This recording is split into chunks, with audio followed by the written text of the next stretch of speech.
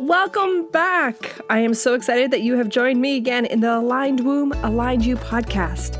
I'm Kate Nagai, and I am your host and womb guide on this journey. I'm here to help you to lean into the language of your menstrual cycle so that you can align yourself and awaken and activate to your womb wisdom to live the most inspired life. I am so excited to jump into this episode and to dive into today's topic. So let's get started. Welcome back to the second half of the conversation between Toni and I. Here's where we left off last week. And so I just think that menstrual cycle coaching, the biggest thing is that it's taught me to think outside the box on everything. Yeah. I mean, I've seen that in so many ways. When you started this, I think, so there were, oh my gosh, people need to listen to the very first Kate and Toni interaction, because I'm a pretty animated person anyways. If you're listening to this, you're definitely not seeing me, but I'm a very facial person, and I talk with my hands a lot, and I'm always like doing stuff with my hair and moving. And I'm engulfed in this conversation. And I think that there were at least like 15 fun facts that I had no idea about. Like, that birth control had not been tested on women until like late 80s or early 90s or something crazy. All medical studies. Women weren't included in medical studies until 1990s. Yeah. And I'm like, wait, haven't we been giving birth control out? Like, who did they like, really? Are you shitting me? Like, there's a whole, it's unbelievable. Like, unbelievable. There are centuries of women that were just taking these birth control pills, and no one ever, it was mind blowing to me. That, and then the other thing that you told me that I thought was absolutely insane was, it's like how our workday is structured is just based on like a man's hormonal cycle. Yes, thank you. And I was like, wait, what? Like, huh? And you're like, actually, there's like, that's a 24. We're really like a 26 hour. Do you remember this conversation that we had when you brought that up? And I'm like, wait. So talk to me more about that. And I'm just like leaning into all of this stuff because I'm thinking, this is so fucked. Like, what? This is so fucked up. And it like pissed me off. Like, it made me so angry.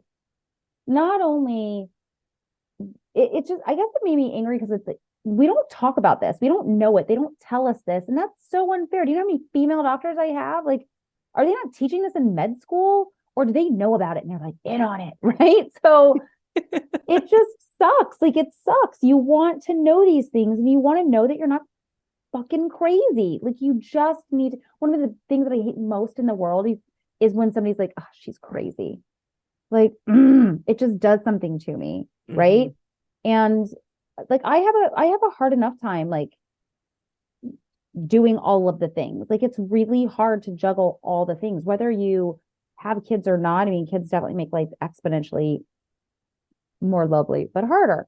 And like, you're just busy on a whole different level. And it just started to make so much sense to me. And like, I love when my boyfriend will be like, you just need to get some rest, like your lack of sleep, or, you know, you stay up too late.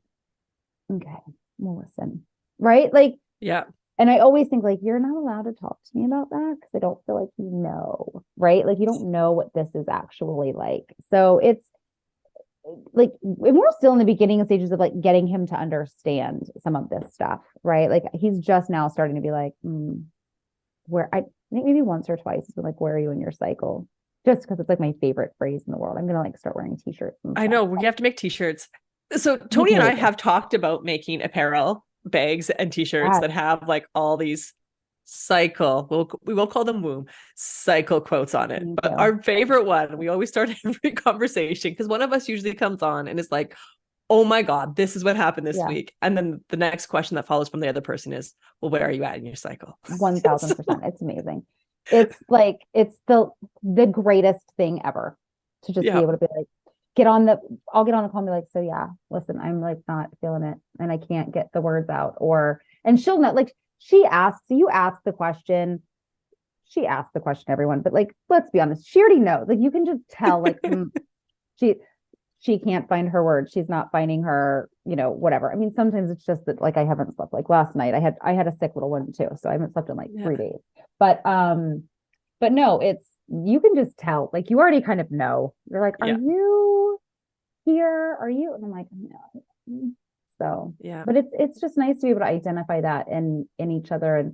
And so I'm in sales, and I'm always, you can kind of like, I don't think you can tell, but there's a lot of like business development, networking, and things like that happen.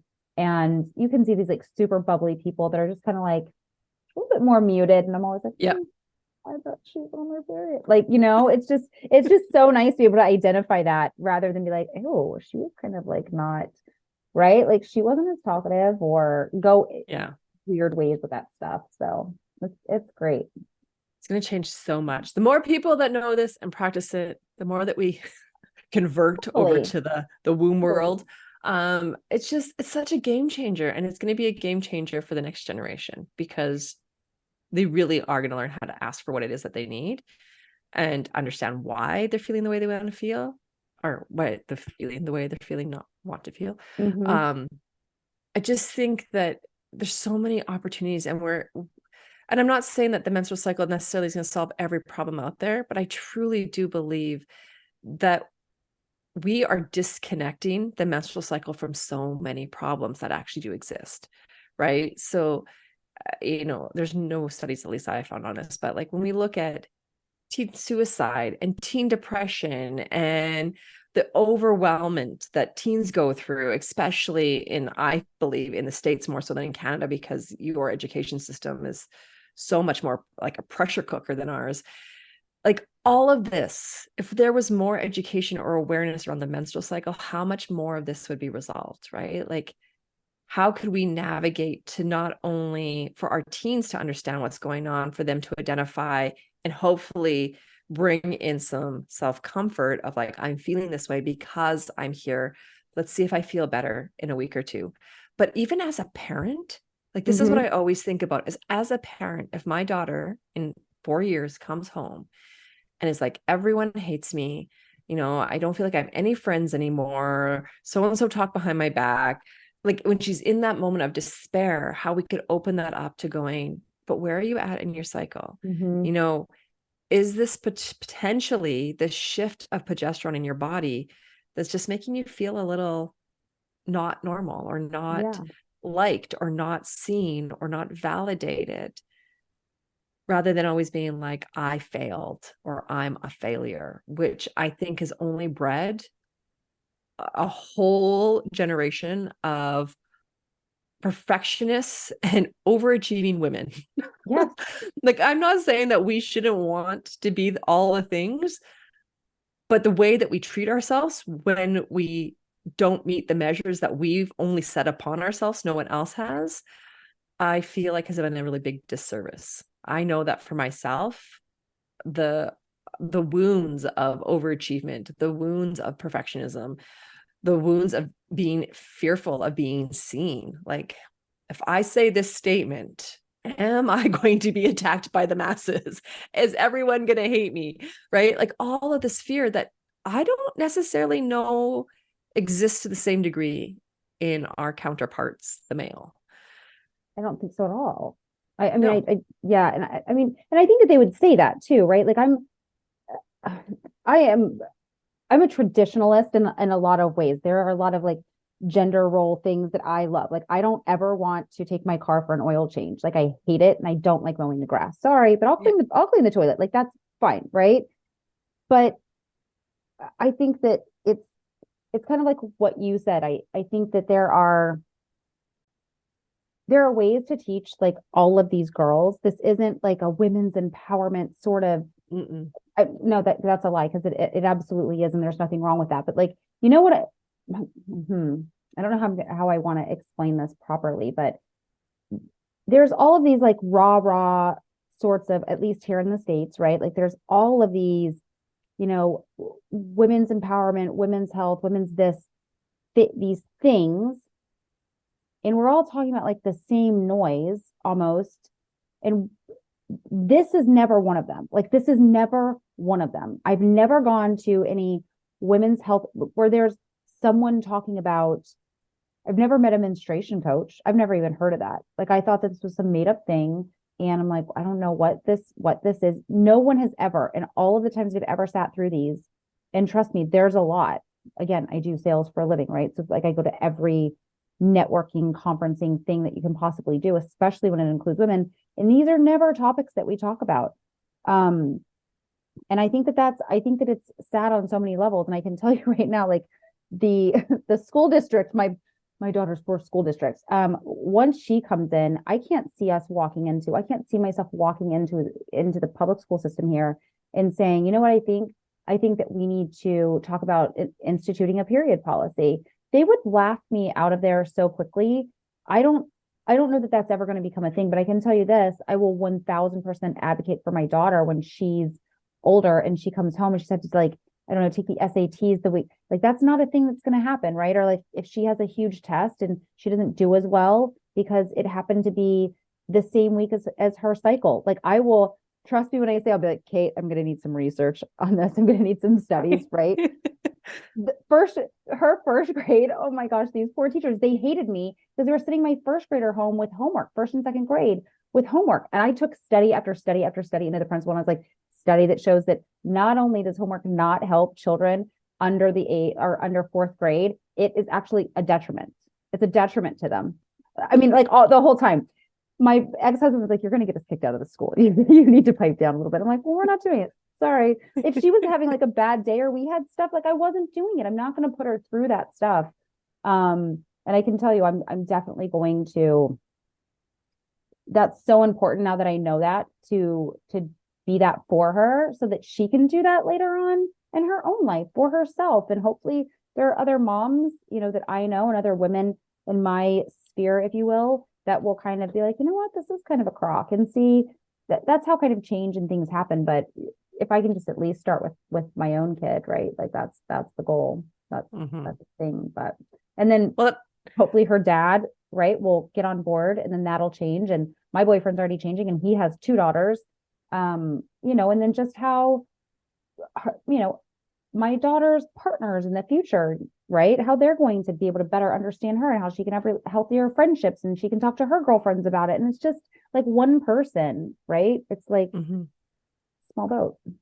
Yeah. So, well, and I think we talked last week, I think it was last week or might have been the week before, about the whole idea of forcing girls to go to school when they're on their period, if they have debilitating cramps or not feeling well. Because especially for teens, when they're first being exposed to this new cycle of hormones that are happening, because this isn't something that they've had since birth, like this happens at puberty, this initiation, it can be intense. And, you know, one of my colleagues always calls it the period flu. And that's exactly what it is.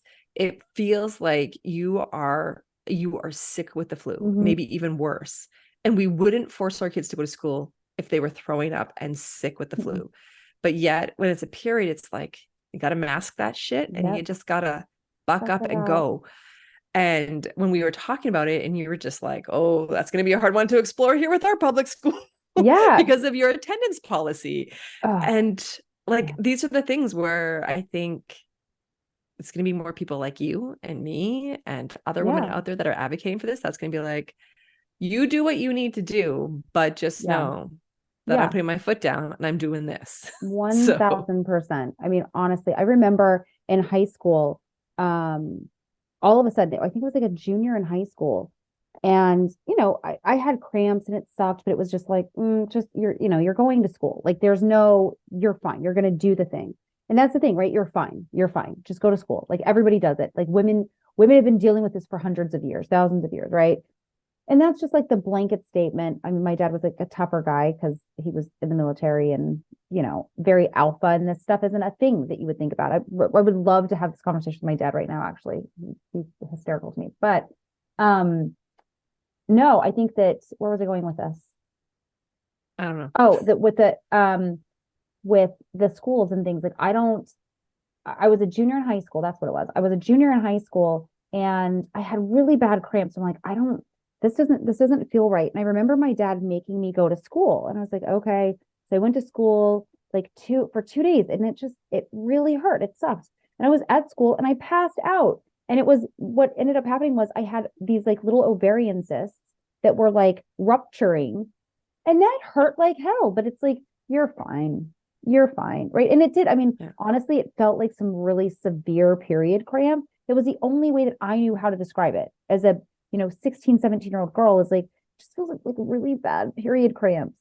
And because that's what it was, like if I was like, oh, my, like really bad cramps in my stomach or something, if I knew a different way to describe that, I think that maybe the reaction would have been different, because I threw the word period in there. I think that's why he made me go to school. He felt like shit afterwards, right? But I just think that there's this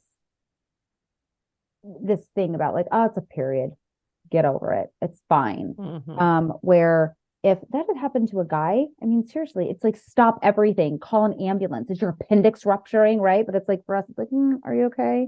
Are you on your period? Is it that, are you starting your, it's like the dumbest questions. And we get asked this and we have to put up with this. And I think it's ridiculous and it's unfair. So I'm all for like the more men that we can educate, I think the better they are. And like you had said too, like as a dad, don't you want that? Like the closeness that, you can have, like that relationship that you can have with your daughter. Like, you don't have to be a dick. My dad, like that was a dick move. Sorry, it just was like, well, my husband is like the king of puns and thinks he's freaking hilarious. Like it's always jokes all the time.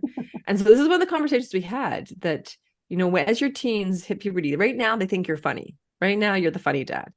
But when they hit puberty, like you have to keep the dad jokes for week 1 and week 2 of their, or I guess it'd be week 2 and week 3 of their cycle. Week 4 and week 1, your fall and your winter, it's not funny. Nobody's finding you funny.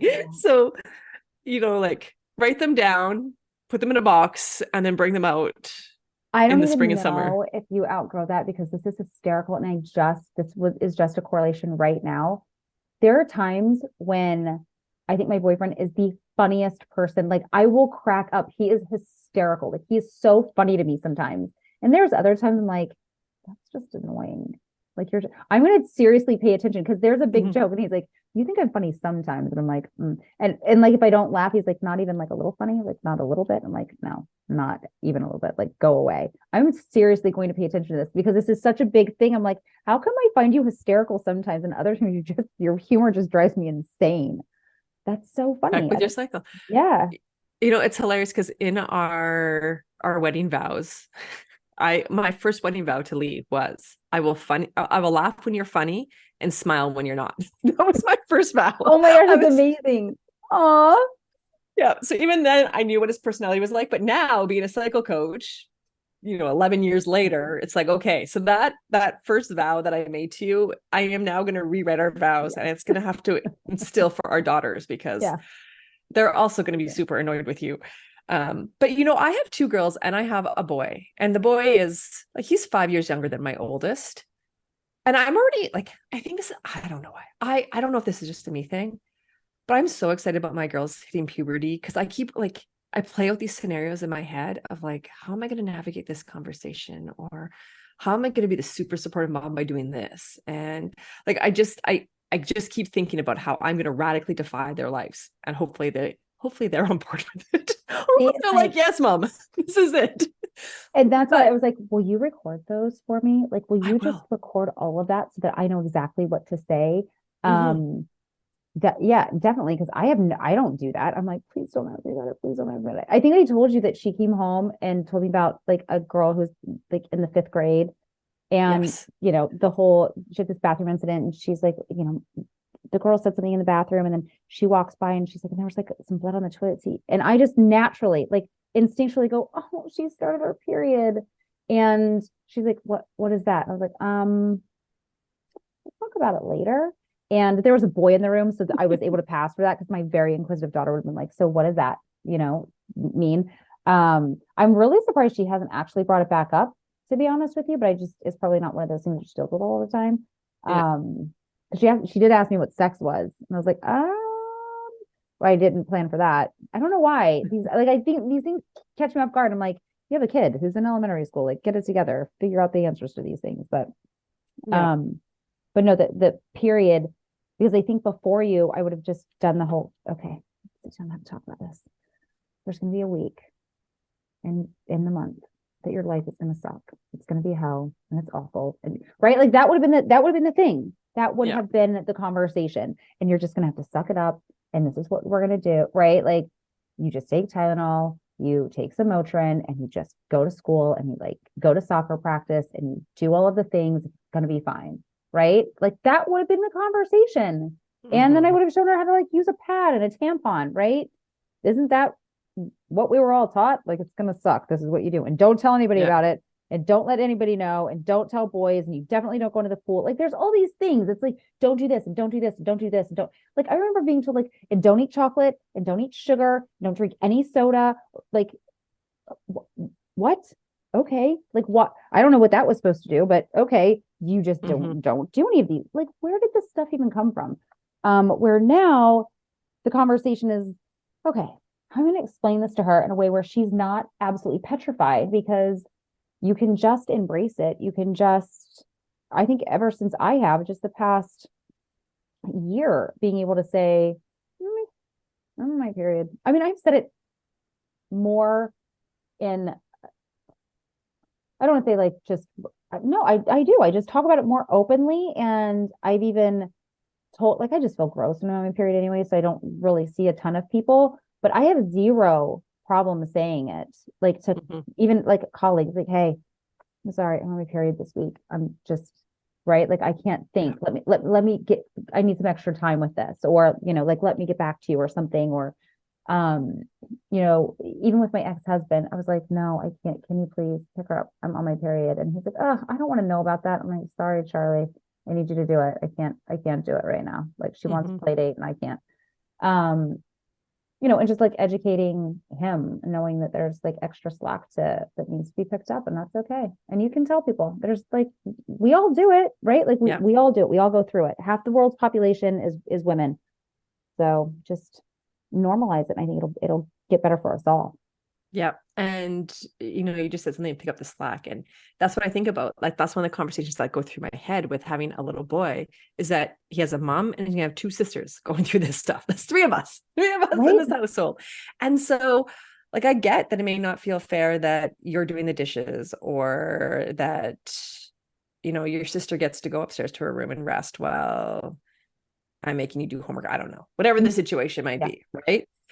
I get that it's going to feel like a teeter-totter of unfairness sometimes, but I want him to understand that this is because of wellness and health, and that, you know, when you're not feeling well, or when something happens with you, we have to do the same thing. Like, they're in different activities. And so if you're in soccer and you break your arm, I guess that means that you don't have to do anything with your arms for 6 weeks. Right? So your daughter or your sister has a period once a month, and for those 2 days, if you notice, mom doesn't clean the house, she doesn't do dishes, and I don't do laundry.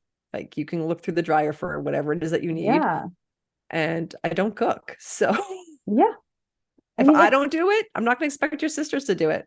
So, and then I'm hoping that translates. Like, I know it's hard sometimes for kids to totally grasp it as a teen, but I'm hoping that plays into like more compassion as a husband and as a father later on for him. Like, your dad has to do this. Your dad picks up the pieces when things are gone. And at the same time, if you've ever noticed, it works as a balance in our relationship, because your dad knows that if he helps me out in my low seasons, that and gives me the space I need, and may not always like who I am in those phases, but lets me express that version of myself, that when I come out of it, there is so much more that I can give him. I can laugh at his jokes finally again. I can support him in what he needs. Like, in COVID, when we were both feeling burnt out, it was like, okay, you need to do self-care stuff. You got my spring and my summer. Take as much time as you need, but then you need to step up and give me the support so I can really rest. And so that's how we ended up both healing our mental health during COVID and restrictions, and feeling like, what the hell did we sign up here with? 3 kids, homeschooling, working from home. It was insane. We both felt like we were losing our mind. And you know, by that experience, that little like, and it really was an experiment at that time of like, I remember us being in the fight because he was like, I'm burnt out. And I was like, well, I am too. And in the moment, I just paused and was like, okay, we're both burnt out. We both have acknowledged that. So what do we do to fix this? Let's look at my menstrual cycle. This is what I think we should do. Let's try it out. And he's like, okay, well, we're at the point we need to try something. And it totally healed both how we were feeling. It made us both feel seen and heard. I think it made our relationship stronger, and it has now become something that we talk about all the time. Like, I love that. I love that. So. I do. Like, I love that. And I think that your son is going to have such a great advantage having a better understanding of that. And I will say this, I think that, and this is another reason I think it's really important to educate these younger people. They're so much more brave than I ever was at this age. Like, they talk openly about things that we never dared to speak about, right? They all have like massive opinions on things too. And like, how wonderful and like beneficial for a girl who's kind of coming into their own to just own your shit, right? Just like own it. Like, I'm on my period, so what, right? It just be able to tell your coach, or be able to just walk up to your teacher, or just be able to have these conversations. And I think that if we get to them soon enough, I mean, they're like little baby megaphones for like whatever cause is out there, aren't they? Like, with their social media and their stuff. And it's like, how many, that's what we need to do, Kate. I mean, that's going to be the thing, right? We take our merch and then we just start like giving it for free to like a whole bunch of like middle school, high school girls that just aren't afraid. And then there you go. That's how you make your millions. Cut that part out so that people don't steal it. But like, seriously, they're little baby megaphones for whatever cause. And they are all also so much more into mental health awareness. And like, they just, I know. I mean, they're just, I don't know. They're a lot more clever than I certainly ever was. Definitely more aware. I don't brave. I think they're both. Like, I think that like my daughter is so clever. I'm thinking like, how do you know that? Like, how do you, it's just, it's, I don't know. It's lovely. Like, it's terrifying, but it's like also really lovely. And I think that they're definitely a lot more brave than we ever were, ever. Yeah. At least totally. My friends. I just went out for supper with a girlfriend who was a former client turned friend. And she was, because we got in this conversation about teens and puberty. And she was like, because her daughter's past the puberty, like she's 15 or 16. And so she was like, I am blown away, because her and her friends, like came home the one day and she was like, yeah, so-and-so got her period. And she's like, how did you know that? Because she took her tampon out, slammed it on the desk and said, listen, I may have to go to the bathroom in a little bit here. Right. Like, it was just like public knowledge. The teacher to the class is like, don't mess with me. Right. Here's my tampon. This is like my little sign that says, leave me alone. Right. And I was just like, you go, girl. Yes. I love it. I absolutely love that. Like, they just, they are so free. I mean, I don't know that I would do that now when I'm like, what, 43. So I've been saying 42 for like the longest time. Trip is constantly correcting me, but you're actually 43. But yeah, I don't know that I would be able to do that, but I love that they have these conversations, and I love that they're just like willing to say the things. And I think like all you need is like one brave girl, right? Like just one. I believe this wholeheartedly. It only takes like one misguided friend to send you down the wrong path. It only takes like one boy to like ruin your trajectory in your world, right? But also it only takes like one really brave friend, like one really like kind, gentle, caring person to connect with that can like really change the whole course of things for you. And so I definitely talk to her about that all of the time, and just making good choices. And, you know, Mom, how do you know if you're making a good choice? And the hardest lesson, and I feel like, you know, this is all the therapy for 20 plus years, but it's like, you just have to like listen to yourself. You have to trust yourself, and you have to trust your body. Like, your body will tell you, your gut will tell you. If you can like tune into that, it will tell you all the things. So yeah, I think that if we could if we could get, I think that the period policy in schools is just something that would, I think it could change everything. I think it could change everything for girls. Let's do it. We'll set up our merch table and we'll just create the petition in every school. For sure. I'm gonna hop off here and be like, we're gonna develop some like the Womb World shirts, because you said that earlier, and I was like, Womb World, I love it. I love it. Oh my God, this is great. That's how we'll start to get me to see. I say how I want to go back and count how many times I've said the word womb here, because like each time I do it, like the inside cringes just like slightly. But you're breaking the pattern. I know, I'm getting better. So much better.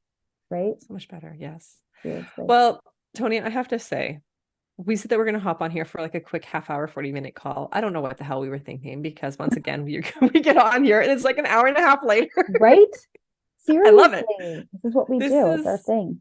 This is like our weekly call of when we just say we're going to meet for an hour, and then I'm like, I have to go, but it's been great talking to you, because it's been like that's every week of just like, it's time to pick up the kids. Really? Already? Like, I feel we've only been talking for 20 minutes. Oh no, 2.5 hours. Okay. Yeah, exactly. So let's wrap this up, and we should come on here again.